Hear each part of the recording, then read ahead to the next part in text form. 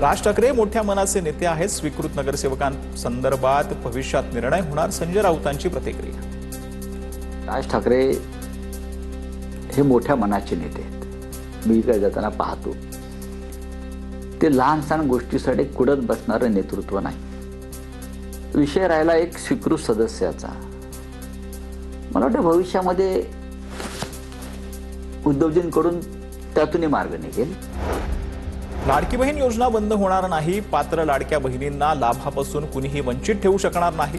उपमुख्यमंत्री एकनाथ शिंदेंची प्रतिक्रिया. महिला बाल कल्याण विभागाच्या मंत्री त्यांना सांगितलं, मुख्यमंत्री तिकडे होते, बोले 1 महिना वाढवून द्यायला लागेल ही केवायसी करायला. शंभूराज 1 महिना वाढवलाय आपण, 1 महिना आता वाढवून दिलेला आहे ती केवायसी करायला. त्यामुळे पात्र लाडक्या बहिणींना कुणी वंचित ठेवू शकणार नाही. मी काल स्वतः रॅपिडो बाईक बुक केली. जर रॅपिडो बंद आहे तर मुंबईत कशी सुरू? मुद्रत सदावर्ते यांचा सवाल. याचा पुरावा मी प्रताप सरनाईक यांच्याकडे दिलाय. सदावर्तेंची माहिती. जर रॅपिडो बंद आहे बाईक टॅक्सी तर मग मुंबईमध्ये का चालू दिली जाते?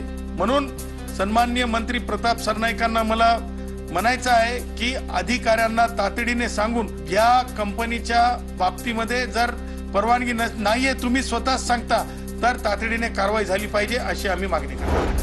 पुण्यातील 75 अल्पसंख्याक विद्यार्थ्यांची शिष्यवृत्ती राज्य सरकारकडून रखडली. परदेशी शिक्षणासाठी अल्पसंख्याक विद्यार्थ्यांना मिळणारी राज्य शासनाची शिष्यवृत्ती प्रलंबित आहे. काँग्रेसच्या अक्षय जैन यांचा आरोप. 64 दिवस झालेत आम्ही वाट बघतोय. आता परदेशी विद्यापीठांमधली फीस जास्त असते, ते मुलं देऊ शकत नाही. तिथं राहणं आणि खाणं, जे मेसची फीज असेल किंवा त्यांचं जे भाड्याचे घर असतील, जे हॉस्टेल असतील, तर ते पण पैसे त्यांना द्यायला नाहीयेत. भाजपचे नेत्यांनी मुंबईच्या माजी उपमहापौर बाबूभाई भवानजी शिंदेंच्या शिवसेनेत खासदार श्रीकांत शिंदेंच्या उपस्थितीमध्ये सायनमध्ये पक्षप्रवेश.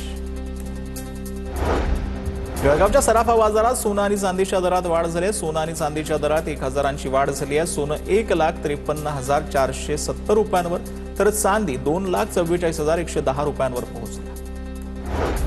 ऊसतोड कामगारांना प्रतिटन ऊसतोडणीसाठी 500 रुपये आणि प्रसूती होणाऱ्या ऊसतोडणी कामगार मातांना 25,000 रुपये देण्याची मागणी करण्यात आली.